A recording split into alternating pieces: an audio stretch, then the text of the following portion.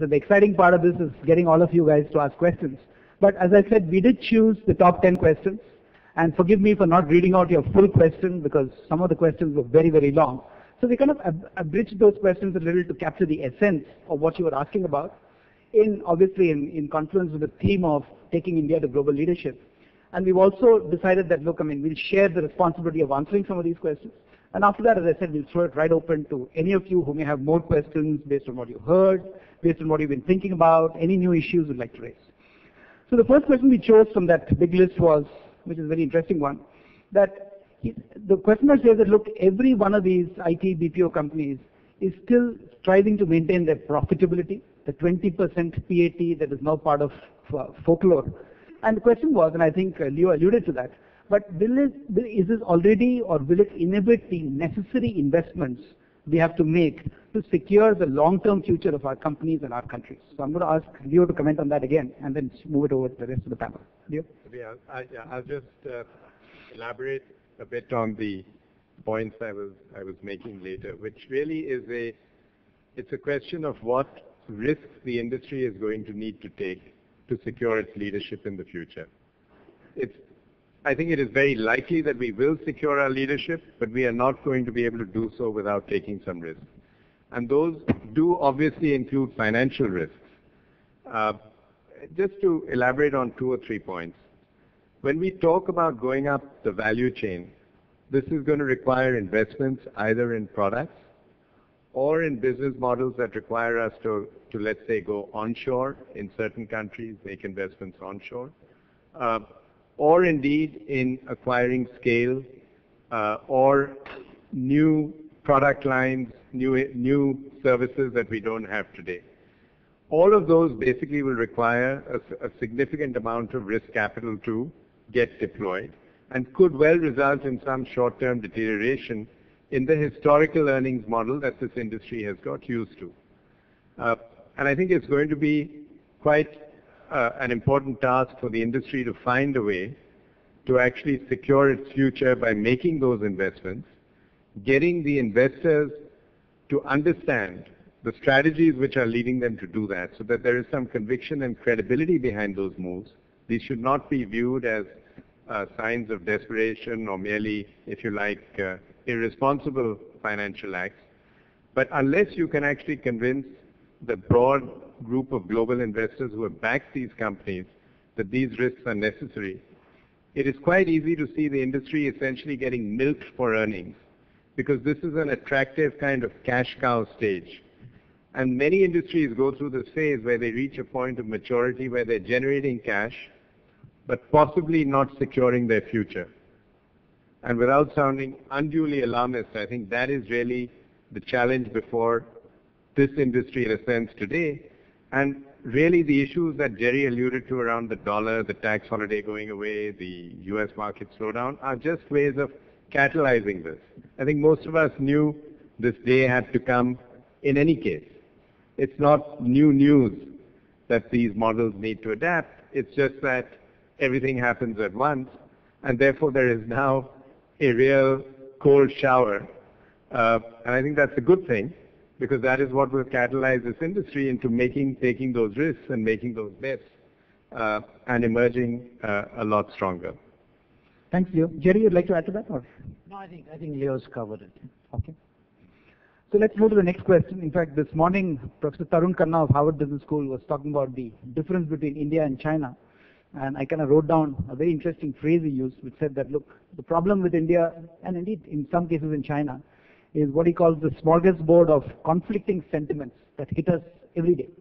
And the questioner really is alluding to that point where he says that, look, in this country, there are so many issues that tend to divide, all the regional conflicts and everything else that we keep reading about in the papers and worry about. And on the other hand, here is this industry trying to build a totally integrative global network of capability. So the question really is that, look, can we really cope with these conflicting sentiments and still succeed to build global leadership? Jerry, views on that? Yeah, the question is who can live in Mumbai, right? It is, I think, one of the Subodha talked about. We've been trying to live in a glass house, and we basically positioned ourselves as extensions of California. You can come through terrible roads, through awful airports, but the moment you walk into our campus, you're in an air-conditioned atmosphere, which is as good as any place in Connecticut or California. And that was important for us because we were marketing ourselves to the rest of the world. We had to prove to the rest of the world that we could write state-of-the-art programs despite our bad roads and our bad airports. So it was a marketing statement more than anything else. But in the process of doing that, we became, and we have become, islands not necessarily in tune. But, the issue remains that in our country, issues like caste, religion, regional differences, these are very, very real ones. And our politicians, however much we may make fun of them, actually are not stupid. They're very clever insofar as they are dealing with a very tough social fabric and a very strange country which is simultaneously operating in different centuries in the time scale. Let's take a look at some practical matters where we have been very, very rigid in our position, and including NASSCOM. And I'm, in this context, I'm kind of throwing it open up for all of us to think about.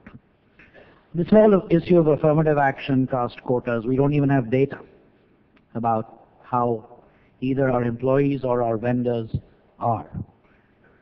If we don't want to do company-level data, are we willing to take an initiative to do industry-level data collection? Because we can't duck this issue. We can't kind of pretend that this, by not dealing with this or by just giving strong speeches against it and in favor of merit, this will go away.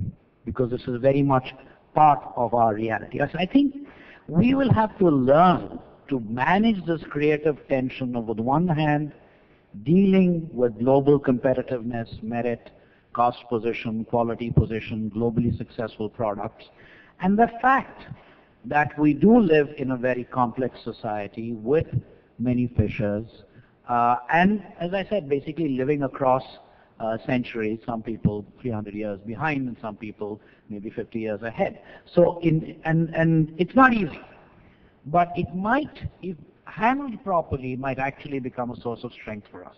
It might actually become an opportunity, particularly as we go into more creative areas, particularly as we start trying to expand some of the things that we want to do. So rather than simply saying, we will take whatever you do in Ohio and replicate it in Bangalore, we might now start saying, we have got some issues here, and based on that, we're coming back with some new ways of working. And I think it is important that we get away from this sense of smug self-satisfaction. We're successful, we have arrived, we're rich, we're this, that, and the other, and kind of look down on the political order. The political order actually has kept this country together for the last 61 years, and it is a political success story compared to many of our neighbors and so on. And rather than get into a condescending relationship, I think we need to engage more fruitfully, more as equals, trying to understand why they behave like that and how we can, in some sense, arrive at, if not a complete win-win, at least a partial win-win relationship, rather than simply a confrontational win-lose relationship. And I think new ways of working, which Jerry mentioned, I think will obviously call for new talent. So that's the other question which somebody has asked, which is that with all this growth tsunami in place, I mean, we've seen constant volume input for the last maybe 10, 15 years. Question really is, what do we do? I mean, is there a big charter we can put together for talent development in this country, which ensures that not just our short-term needs in terms of resources, but in the medium and long term, we really take care of this in a systemic basis? Subrata?